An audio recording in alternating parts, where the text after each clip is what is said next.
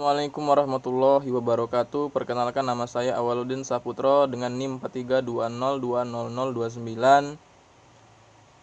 Mengenai pertanyaan, jelaskan definisi populasi dan sampel serta jelaskan jenis-jenis metode penarikan sampel.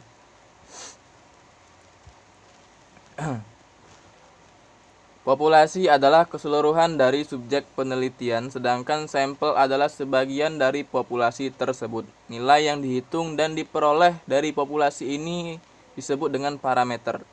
Populasi merupakan seluruh jumlah dari subjek yang akan diteliti oleh seorang peneliti. Misalkan 1000 orang dikatakan sebagai populasi karena terkait dalam suatu penelitian, kemudian pada pendapat lain mengatakan bahwa secara harfiah pengertian populasi adalah seluruh variabel yang terkait dengan topik pada penelitian. Sedangkan sampel adalah bagian dari populasi yang memiliki karakteristik mirip dengan populasi itu tersendiri. Sampai disebut juga contoh nilai hitungan yang diperoleh dari sampel, inilah yang disebut dengan statistik. Selanjutnya adalah jenis-jenis teknik penarikan model sampel. Yang pertama yaitu teknik sampel secara probabilitas. Teknik penarikan sampel probabilitas atau random sampling merupakan teknik sampling yang dilakukan dengan memberikan peluang atau kesempatan kepada seluruh anggota populasi untuk menjadi sampel.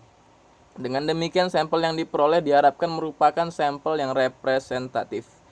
Teknik sampling semacam ini dapat dilakukan dengan teknik sampling secara rambang sederhana. Cara paling populer yang dipakai dalam proses penarikan sampel rambang sederhana adalah dengan undian. Teknik sampling secara sistematis, yaitu systematic sampling. Proses ini berupa penarikan sampel dengan cara pengambil setiap kasus atau nomor urut yang kesekian dari daftar populasi. Selanjutnya, teknik sampling secara rambang proporsional. Jika populasi terdiri dari subpopulasi, maka sampel penelitian diambil dari setiap subpopulasi. Dan adapun cara pengambilannya dapat dilakukan dengan secara undian maupun sistematis.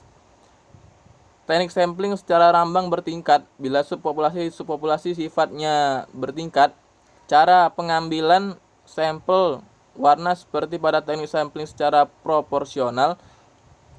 Selanjutnya, teknik sampling secara cluster atau cluster sampling.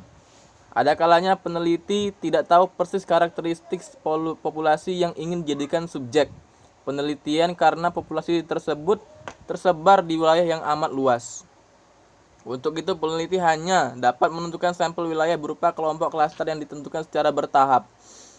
Teknik pengambilan sampel semacam ini disebut cluster sampling atau multi-stage sampling.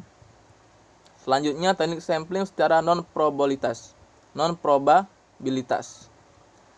Teknik sampling non-probabilitas adalah teknik pengambilan sampel dari populasi yang ditemukan atau ditentukan sendiri oleh peneliti atau menurut pertimbangan pakar.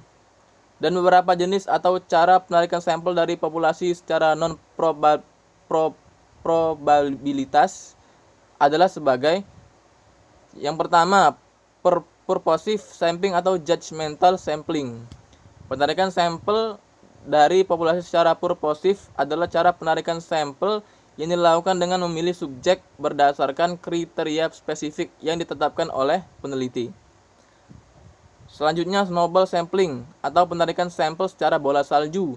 Penarikan sampel pada populasi berdasarkan pola ini dilakukan dengan menentukan sampel pertama, sampel berikutnya ditentukan berdasarkan informasi, dan sampel pertama sampai ketiga ditentukan berdasarkan informasi dari sampel kedua, dan seterusnya sehingga jumlah sampel semakin besar seolah-olah terjadi efek bola salju.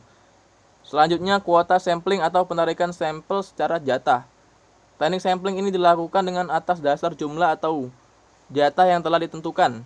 Bisanya yang dijadikan sampel biasanya adalah penelitian adalah subjek yang mudah ditemui sehingga memindahkan pula proses pengumpulan data. Berikutnya, convenience sampling. Dalam penelitian bisa saja terjadi diperolehnya populasi yang tidak direncanakan terlebih dahulu sebelumnya, melainkan secara kebetulan, yaitu unit atau subjek tersedia bagi peneliti saat pengumpulan data dilakukan. Dan proses diperolehnya sampel semacam ini disebut sebagai penarikan sampel secara kebetulan dari populasi. Itu saja yang bisa saya sampaikan. Kalau saya ada salah, saya mohon maaf yang sebesar-besarnya. Saya akhiri. Assalamualaikum warahmatullahi wabarakatuh.